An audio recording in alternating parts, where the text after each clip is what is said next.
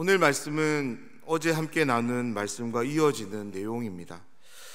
특별히 선지자 아이야를 통해 여로보암에게 주신 말씀을 하나님께서 신실하게 성취해 가시는 것을, 다시 말해서 하나님의 이 모든 일들이 하나님의 주권적인 역사임을 우리에게 보여주는 동시에 하나님의 주권이 펼쳐지는 상황 속에서 르호보암 왕의 선택, 즉 왕이 내린 결정에 따른 책임이 무엇인지를 이제 보여주는 말씀입니다.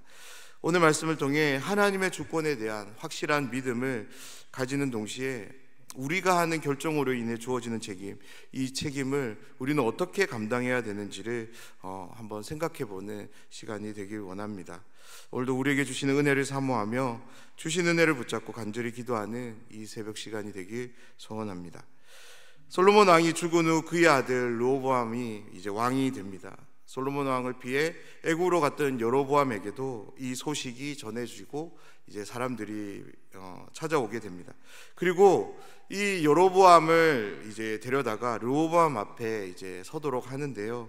그렇게 한 이유는 우리가 어제 살펴보았듯이 자신들이 감당하고 있는 이 고역이 무거운 멍에가 덜어줄 것을 요구하도록 하기 위해서 이제 여로보암을 이제 르호보암 왕의 앞에 세우는 거죠. 그러면서 그때 르호보암은 이제 여로보암에게 3일 후에 다시 오라고 이제 말을 하며 어제 말씀을 마쳤습니다. 오늘 말씀은 이제 3일이 지나 르호보암 왕을 다시 찾아가는 여로보암과 이제 다른 백성들의 모습을 소개하며 이제 시작하는데요. 우리 12절 말씀입니다. 3일 만에 여로보암과 모든 백성이 르호보암에게 나아왔으니 이는 왕이 명령하여 이르기를 3일 만에 내게로 다시 오라 하였음이라. 여로보암과 함께한 사람들은 자신들이 한 요구에 긍정적인 대답을 생각하며 이제 르호보암 왕을 찾아갔으리라 생각됩니다. 그런데 이제 그때 르호보암 왕이 그들에게 이런 말을 하는데요. 14절 말씀입니다. 어린 사람들의 자문을 따라 그들에게 말하여 이르되 내 아버지는 너희의 멍에를 무겁게 하였으나 나는 너희의 멍에를 더욱 무겁게 할지라. 내 아버지는 채찍으로 너희를 징계하였으나 나는 정갈 채찍으로 너희를 징치하리라 하니라. 르호보암의 답변은 여로보암과 함께한 모든 사람들에게 정말 청천벽력과 같은 그런 소리로 다가왔을 것입니다. 왜냐하면 르호보암 왕으로부터 이런 대답을 기대하고 나간 것은 아니기 때문입니다. 무엇보다 르호보암 왕은 절대 이런 대답을 그들에게 해서는 안 되었습니다. 왜냐하면 르호보암은 이제 왕이 되기 전부터 여로보암과 모든 백성들이 얼마나 큰 수고를 했는지 그 또한 잘 알고 있었기 때문에 그렇습니다. 그러기에 백성들의 고충을 헤아려서 덜어주는 것은 이스라엘의 왕이 된 르호보암에게 있어서 반드시 해야 되는 그런 행동이었습니다. 그런데 무엇이라 말하냐면 내 아버지 솔로몬 왕보다 더 가혹하게 너희들을 징치하겠다. 이 징치하다라는 말은 징계하며 이제 다스리겠다라는 말인 거죠.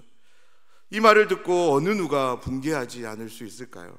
그들의 노고를 알아주기는커녕 그들의 요구에 대해서 마치 먼 옛날 바로 왕이 이스라엘 백성들에게 했던 말을 자신들의 왕으로부터 듣게 되는 이 상황 속에서 누가 화를 내지 않을 수 있을까요? 지금 너희들이 힘들다고 하는 것은 편해서 그런 것이니 내가 더욱더 가중하게 너희들에게 일을 맡기고 또 맡기겠다라고 선언하고 있는 거죠. 그런데 여기에 놀라운 반전이 있습니다. 이 상황에 대해서 열왕기 기자는 이렇게 말씀을 기록하는데요. 15절 말씀입니다. 왕이 이같이 백성의 말을 듣지 아니하였으니 이 일은 여호와께로 말미암아 난 것이라. 여호와께서 전에 실로 사람 아이야로 느밧의 아들 여로보암에게 하신 말씀을 이루게 하심이더라. 르호보암 왕이 백성의 말을 듣지 않은 것이 하나님께로 말미암은 것이다 라고 열왕기 기자는 기록합니다. 그리고 계속해서 그 상황을 이렇게 설명하는데요.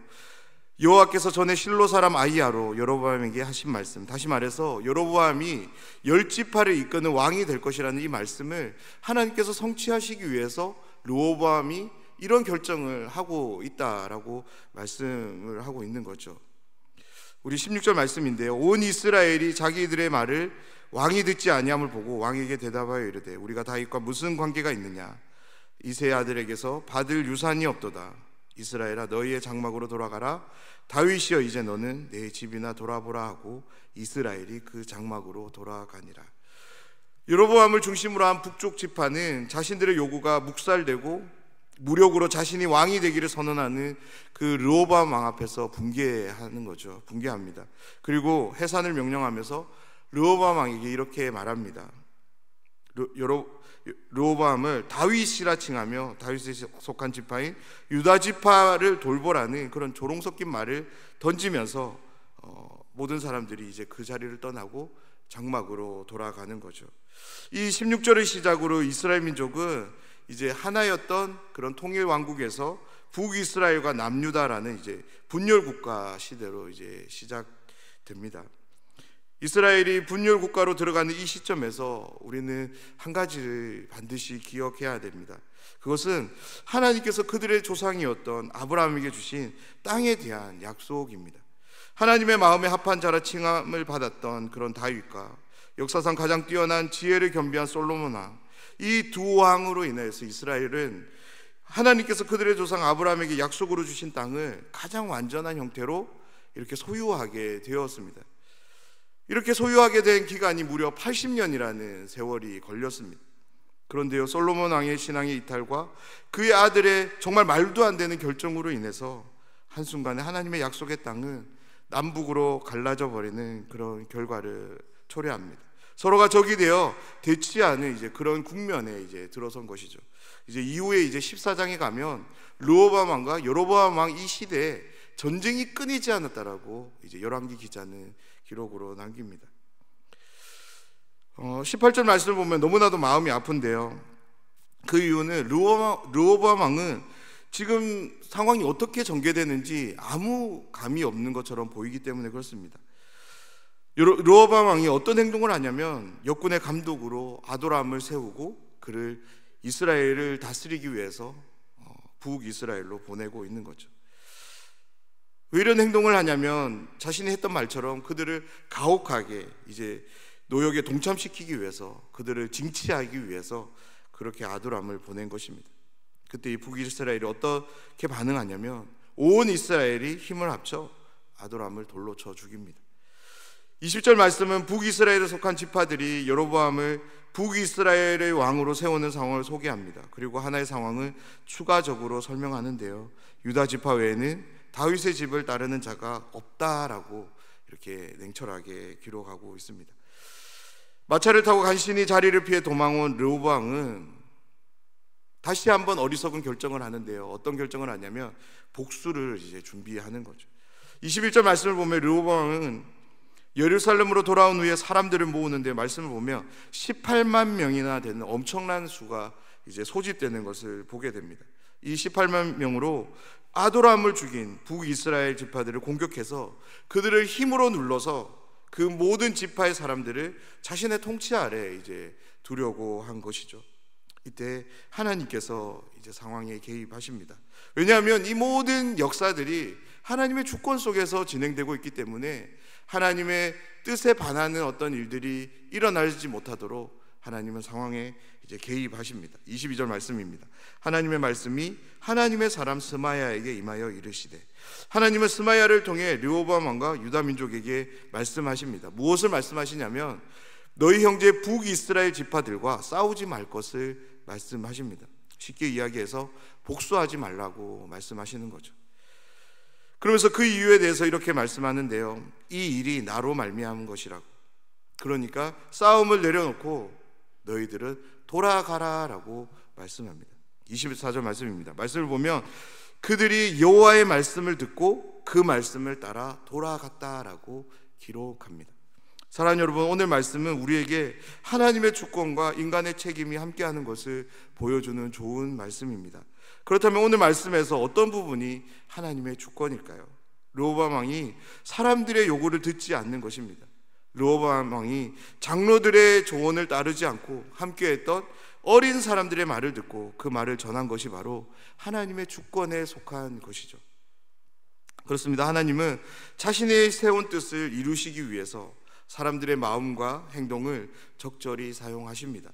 우리는 신구약 성경 안에서 이와 같은 사례들을 너무나도 많이 찾아볼 수 있습니다. 그렇다면 인간의 책임은 어떤 부분일까요? 바로 르호보암 왕이 내린 결정으로 인해 주어지는 책임들입니다. 어떤 책임입니까? 유다 지파와 베냐민 지파만 자신에게 남게 되는 책임인 거죠. 여로보암을 중심으로 10지파를 적으로 돌리는 것에 대한 책임입니다. 남북이 갈라지는 책임이 바로 르호보암 왕이 가지게 되는 책임입니다. 이 모든 것은 하나님의 주권적인 계획입니다.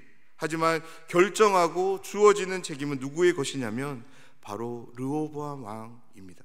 사랑하는 여러분, 이 세상이 하나님의 뜻에 의해 운행됨을 믿으십니까? 우리의 모든 상황이 그분의 주권 아래 있고 그분의 뜻으로 되어짐을 여러분 정말로 믿으십니까? 우리의 삶이 우리가 내린 결정에 따라 우리의 삶이 만들어지는 것처럼 보이지만 이 모든 삶은 하나님의 주권 아래 있습니다. 하나님의 뜻에 의해 온전히 세워지고 진행됨을 믿습니다.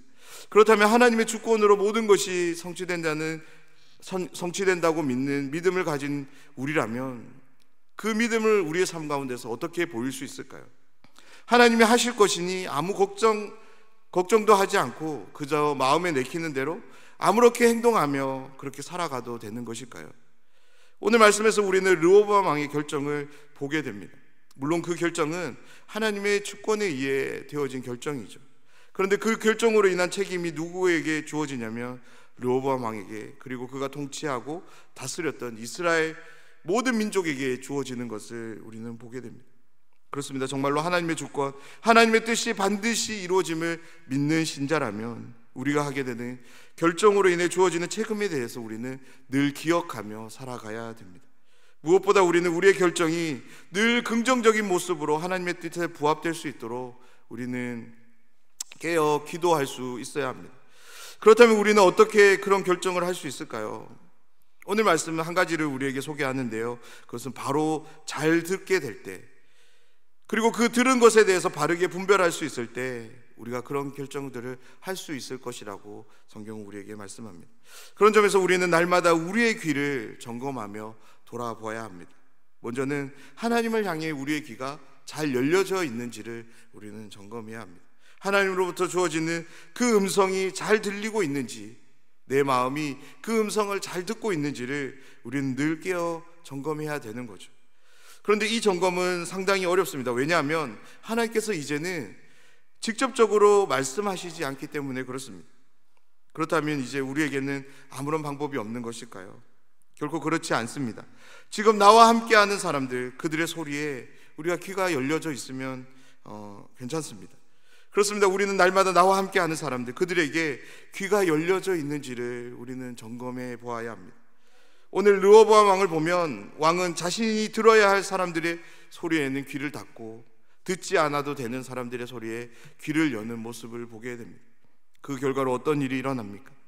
이스라엘의 분열이라는 전대미문의 큰 사건이 이제 시작되는 거죠. 오늘 르호보암 왕의 모습을 보면서 내 모습을 정직하게 한번 돌아보길 원합니다. 지금 나의 삶에서 내가 꼭 들어야 되는 소리보다 내가 듣고 싶은 소리를 향해 귀를 열고 있지는 않으십니까? 지금 당장 나의 삶에 유익이 되는 소리에만 내 귀가 더 민감하게 잘 반응하고 있지는 않으신지요? 그렇다면 우리는 절대 하나님의 소리를 들을 수 없습니다. 들을 수 없을 뿐만 아니라 그로 인해 하나님의 뜻에 합당한 결정 또한 할 수 없습니다. 그렇게 될 때 우리들 또한 르호보암 왕이 걸었던 그 길을 걸을 수밖에 없는 거죠. 사랑하는 여러분, 내가 듣고 싶지 않은 소리, 그 음성, 이것에 대해서 어떤 험담과도 같은 부정적인 말들에 대해서도 늘 귀를 열며 살아가라고 말씀드리는 것은 아닙니다. 나의 부족함과 연약함, 무엇보다 나에게 도움을 요청하는 사람들에 대한 소리에 귀를 활짝 열고 살아가는 우리 모두가 되길 간절히 소원합니다. 그냥 듣는 것으로 끝나는 것이 아니라 들린 그 소리들을 마음에 품고 기도 가운데 잘 분별하십시오. 그래서 우리의 삶 속에서 어떤 결정들을 할 때 그 결정이 늘 하나님의 뜻에, 하나님의 역사에 결을 같이 할 수 있도록 그렇게 소원하며 기도하는 우리의 삶이 되기를 주님의 이름으로 축원합니다.